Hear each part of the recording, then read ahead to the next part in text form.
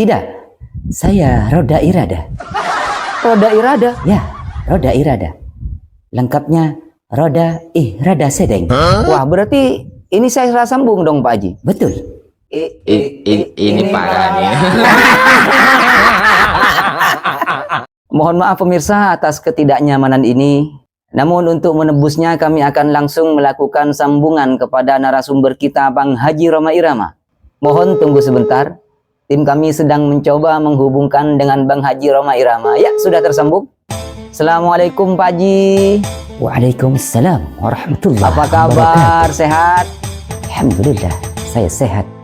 Apa Pak Haji sedang hendak bepergian? Sepertinya Pak Haji sudah memakai kostum lengkap ini.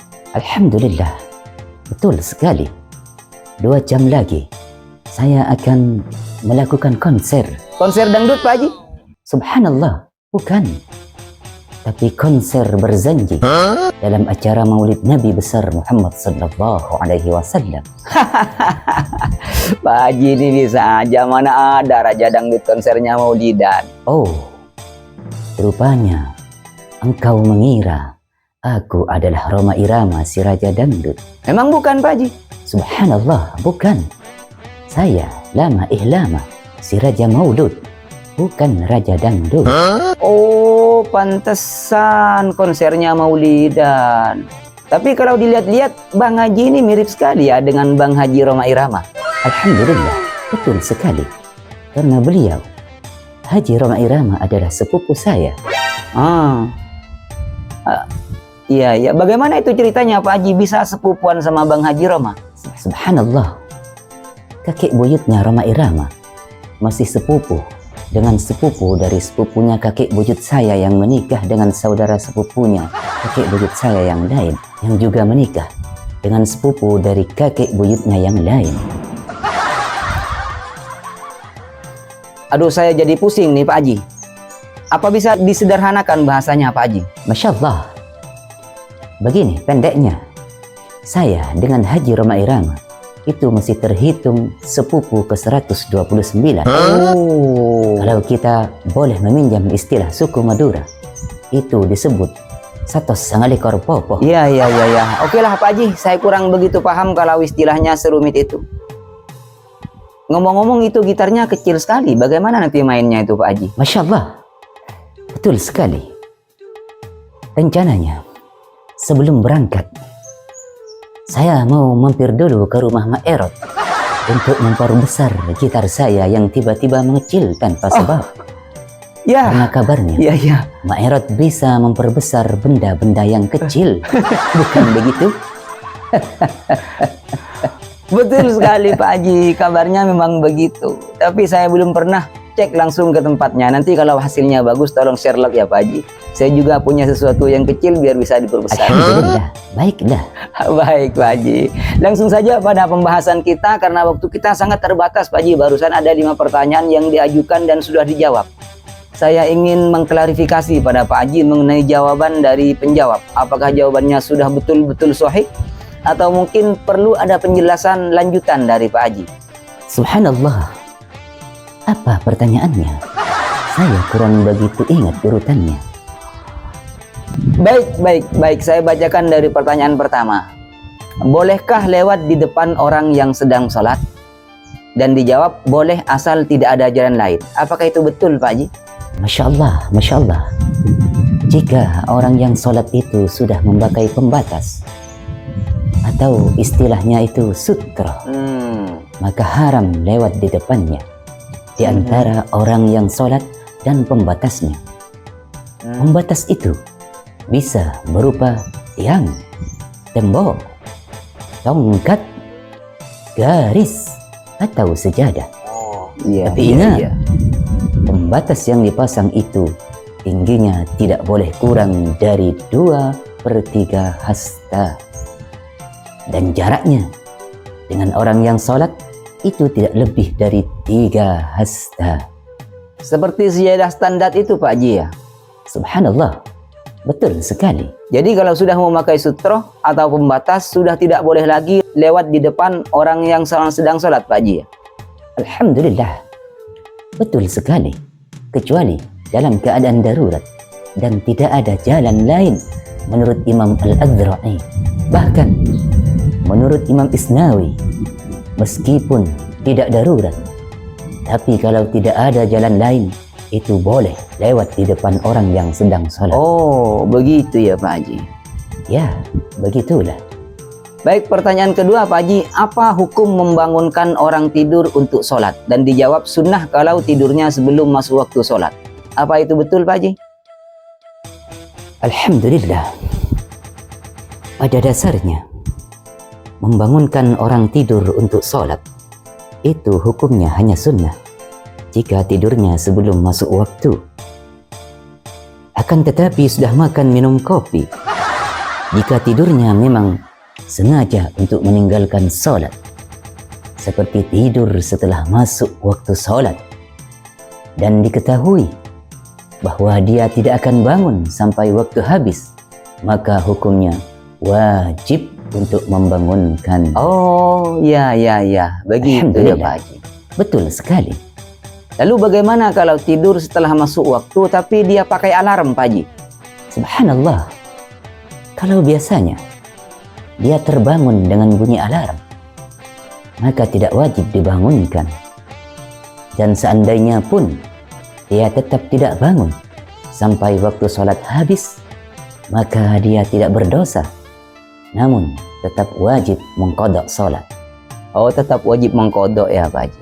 Akan tetapi sudah makan minum kopi, jika biasanya dia tidak bangun karena bunyi alarm, maka dia wajib dibangunkan. Baik Pak Haji, saya lanjut pada pertanyaan ketiga. Bolehkah orang tua atau guru memukul anak atau muridnya? Dan dijawab boleh jika dalam rangka mendidik. Apa memang begitu Pak Haji?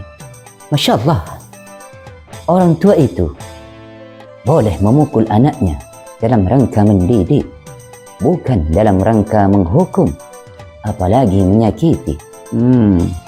Pukulan kepada anak itu boleh dilakukan jika sudah berumur 10 tahun dan tidak mau melakukan sholat, tidak mau puasa padahal sudah mampu, tidak mau melakukan kewajiban-kewajiban, atau karena si anak berperilaku buruk. Jadi tidak boleh asal pukul. Salah sedikit dipukul, tidak mau makan dipukul, tidak mau tidur dipukul. Bahkan ada yang cuma minta dibelikan mainan, sudah tidak dibelikan mainan malah dipukul. Sungguh terlalu. Lalu dalam hal memukul ini apakah ada kriteria tertentu Pak Haji? Atau kita bebas pukul kapan saja dan di mana saja Pak Haji? Subhanallah, ada tata cara dalam memukul anak. Pertama, orang tua harus punya sangkaan kuat di dalam hatinya akan ada kebaikan yang nyata yang diharapkan setelah memukul si anak. Oh, jika orang tua tahu pukulannya tidak akan membuat anak itu jerah atau berubah perilakunya menjadi baik, maka memukul tidak diperbolehkan. Yang kedua, memukul anak tidak boleh dengan pukulan yang menyakitkan atau memberatkan. Misalnya, dipukul sampai membekas, apalagi sampai luka atau patah salah satu organ tubuhnya. Bahkan, jika si anak tidak akan berubah perilakunya kecuali harus dipukul dengan pukulan yang menyakitkan, maka tidak boleh dipukul. Karena kebolehan memukul itu hanyalah perantara agar si anak itu menjadi baik. Maka ketika pukulan ringan itu sudah tidak berhasil, maka kebolehan memukul itu menjadi gugur, bukan malah ditambah menjadi pukulan yang lebih keras. Oh begitu ya Pak Haji. Jadi intinya orang tua itu hanya boleh memukul dengan pukulan ringan sebagai perwujudan dari pendidikannya. Sehingga kalau pukulannya terlalu keras maka tidak diperbolehkan karena tidak ada unsur pendidikan di dalamnya. Tapi lebih kepada pelampiasan nafsu amarah dari si orang tua. Begitu ya Pak Haji? Masya Allah, betul sekali. Apa masih ada lagi kriteria memukul anak ini Pak Haji? Alhamdulillah. Tinggal satu. Tidak boleh dipukul di bagian wajah atau bagian tubuh lain yang mudah sakit atau sensitif. Itu sangat dilarang. Bahkan memukul hewan saja tidak boleh dipukul di bagian wajahnya, apalagi manusia. Iya. Guru memukul murid atau siswa sama saja ya Pak Haji kriterianya dengan orang tua memukul anak? Subhanallah, betul sekali. Tapi ditambah 3 kriteria lagi. Yang pertama, pukulan tersebut adalah pukulan biasa dan guru tahu itu adalah pukulan yang aman. Yang kedua, harus memakai tangan, tidak boleh memakai tongkat. Dan yang ketiga, tidak boleh lebih dari 3 kali. Oh begitu ya Pak Haji. Nah pemirsa, ini saya kira penjelasan yang sangat penting bagi Bapak Ibu di rumah sebagai orang tua atau sebagai guru. Kita tidak boleh seenaknya memukul anak atau siswa kita, sehingga tidak terjadi lagi kasus yang sudah sering terjadi akhir-akhir ini, pelaporan wali murid karena guru terlalu keras menghukum siswa, siswa mengeroyok guru, dan kasus-kasus mengerikan lain yang timbul karena kita kurang memahami tata cara syariat dalam mendidik. Satu lagi nih Pak Haji, bagaimana sikap kita seandainya anak kita menjadi korban dari guru yang sudah terlanjur memukul anak kita dengan pukulan yang melebihi kewajaran? Apakah tindakan melaporkan pada yang berwajib itu dibenarkan? Subhanallah, pertanyaan yang berat sekali. Tapi saya akan mencoba menjawab. Terima kasih Pak Haji. Terima Sesuai kasih. kemampuan saya. Yang pertama, kita harus meneliti terlebih dahulu dengan bukti dan saksi. Benarkah anak kita memang dipukul terlalu keras atau hanya bisik-bisik tetangga? Bisik-bisik tetangga ya Pak Haji. Yang kedua, jika memang betul terjadi seperti itu, kita sebagai orang tua harus menjaga hati. Jangan sampai hati kita membenci sang guru, karena itu akan sangat berpengaruh terhadap keberkahan ilmu yang sudah didapatkan oleh anak kita. Iya. Selain itu, kita juga harus menasihati anak kita agar tetap bersabar dalam hatinya dan tidak membenci sang guru. Karena itu menyebabkan besarnya kemungkinan ilmu anak kita tidak bermanfaat karena tidak ridho terhadap sang guru. Guru bukan seorang nabi. Guru juga melakukan kekhilafan. Sehingga jika kita melihat indikasi bahwa sang guru melakukannya karena kekhilafan, maka kita harus memaafkan dan ridho terhadap sang guru. Betul sekali Pak Haji. Karena bagaimanapun kita tidak mungkin dapat membalas kerja keras guru dalam memberikan ilmu kepada anak-anak kita. Sehingga 1-2 kesalahan itu merupakan hal yang lumrah. Kesalahan dan kekhilafan sang guru karena memukul murid itu tidak lebih banyak dari kalimat-kalimat ilmu yang diberikan oleh sang guru kepada anak-anak kita. Akan tetapi sudah makan minum kopi, jika kekhilafan itu terjadi sampai berkali-kali, maka orang tua bisa sowan pada sang guru untuk mengklarifikasi. Tentunya dengan bahasa yang tetap santun, sehingga sang guru paham bahwa tindakannya sudah melebihi batas. Meskipun hal itu bukan merupakan hal yang utama, karena hal yang paling utama dalam hal ini adalah tetap bersabar dan tidak melakukan hal-hal yang berpotensi menyinggung perasaan sang guru. Saya sangat prihatin dengan kejadian-kejadian akhir-akhir ini. Guru dilaporkan, guru dianiaya, baik oleh siswa atau bahkan oleh wali siswa. Mereka pikir siapa mereka? Apa mereka pikir gampang menjadi seorang guru?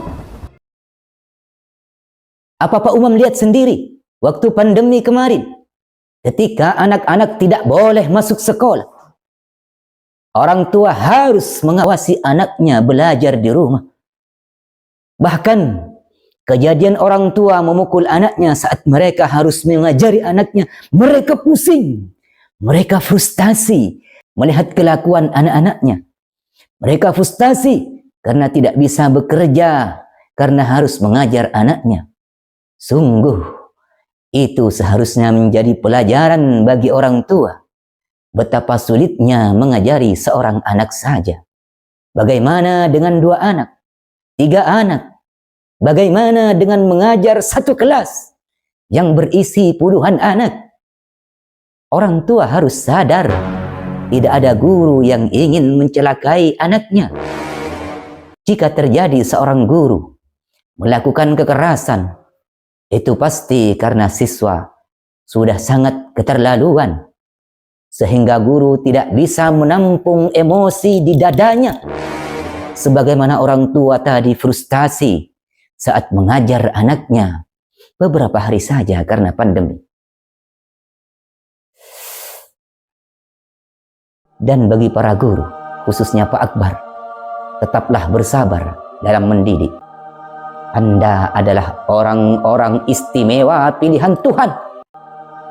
Meski kerja kerasmu dalam mendidik, kesabaranmu dalam menghadapi rasa malas dalam mengajar dan mendoakan murid-muridmu setiap malam, ketabahanmu dalam menghadapi tekanan-tekanan yang datang, semua itu tidak dihargai. Tetaplah semangat, karena engkau adalah khairu man yamshi 'alal ard, sebagaimana diterangkan dalam hadis Nabi Muhammad sallallahu alaihi wasallam. Engkau adalah makhluk terbaik yang berjalan di atas muka bumi ini. Demikian. Masya Allah, penjelasan yang sangat penting sekali ini Pak Haji. Baik Pak Haji, saya lanjut pada pertanyaan keempat. Salah satu alasan orang sujud syukur dijawab itu mendapatkan rezeki numplok atau rezeki yang tidak disangka-sangka. Apa kira-kira sebab yang lain orang disunahkan sujud syukur Pak Haji? Subhanallah. Sujud syukur itu adalah sujud yang sunnah, dilakukan karena 3 hal. Yang pertama, seperti kata penjawab tadi, karena mendapat rezeki nomplok atau rizki yang tidak disangka-sangka, rizki yang bikin kita kaget ketika mendapatkannya, sehingga kita tidak disunnahkan sujud syukur ketika mendapat nikmat harian, seperti mulut masih bisa berbicara, masih bisa makan, tangan masih bisa bergerak, masih bisa berfungsi normal, dan sebagainya. Oh, begitu ya Pak Haji. Masya Allah, betul sekali. Lalu yang kedua Pak Haji? Subhanallah. Yang kedua, ketika diangkat bala atau musibah, misalnya kita sakit parah dan kemudian dokter bilang tidak ada kemungkinan sembuh, tapi ternyata Allah berikan kesembuhan, maka disitulah kita sunnah sujud syukur. Dan yang ketiga, ketika melihat orang lain tertimpa musibah. Lah kok begitu Pak Haji? Bukannya kita harus turut berduka atas musibah yang menimpa saudara kita Pak Haji? Subhanallah, betul sekali. Bahkan kita dianjurkan orang yang terkena musibah itu kita doakan dengan doa Allahumma ajirhu min musibatih wa akhlifhu khairan minha. Ya Allah, berikanlah dia pahala atas musibahnya dan gantilah dengan yang lebih baik. Dianjurkan juga saling mengingatkan agar selalu tabah dan bersabar. Akan tetapi, sudah makan minum kopi. Bagaimanapun, musibah itu tidak menimpa kita. Itulah yang harus kita syukuri. Oleh karena itu, tetap disunnahkan sujud syukur. Tapi kan orang yang kena musibah bisa tersinggung Pak Haji kalau kita malah sujud syukur. Subhanallah, kita tidak harus sujud di depan orangnya, tapi kita bisa mencari tempat yang sedikit tertutup agar tidak terlihat. Oh begitu ya Pak Haji. Subhanallah, betul sekali. Baik, kita menuju pertanyaan terakhir ini Pak Haji. Bagaimana hukum berzikir atau membaca Al-Quran sampai mengganggu orang tidur? Dijawab haram Pak Haji. Apa memang begitu Pak Haji? Silahkan penjelasannya. Subhanallah. Disebutkan dalam kitab Bughyatul Mustarsyidin, tidak dimakruhkan mengeraskan suara saat zikir dan ketika membaca Al-Quran di dalam masjid, kecuali kalau itu bisa mengganggu orang yang sedang salat atau menyakiti orang yang sedang tidur. Bahkan jika sampai parah, hukumnya bukan lagi makruh tapi menjadi haram. Oh, jadi kalau membunyikan speaker di masjid dengan suara yang keras sampai mengganggu orang tidur atau bahkan mengganggu orang yang sedang sholat di dalam masjid, hukumnya haram Pak Haji? Subhanallah, bisa jadi haram jika mengganggunya tergolong parah atau sangat mengganggu. Baik, terima kasih Pak Haji atas penjelasannya. Untuk saat ini kami cukupkan dulu. Nanti kalau kita butuh penjelasan lagi tentang hukum-hukum agama, tidak apa-apa kan Pak Haji? Saya telepon lagi. Alhamdulillah, boleh saja saudaraku. Baik, terima kasih Pak Haji. Semoga banyak manfaatnya. Alhamdulillah, amin. Sehat-sehat terus Pak Haji ya. Assalamualaikum. Waalaikumsalam warahmatullah. Baik pemirsa, demikian penjelasan dari narasumber kita. Selanjutnya kita akan menuju street quiz bersama rekan umum. Silahkan rekan umum.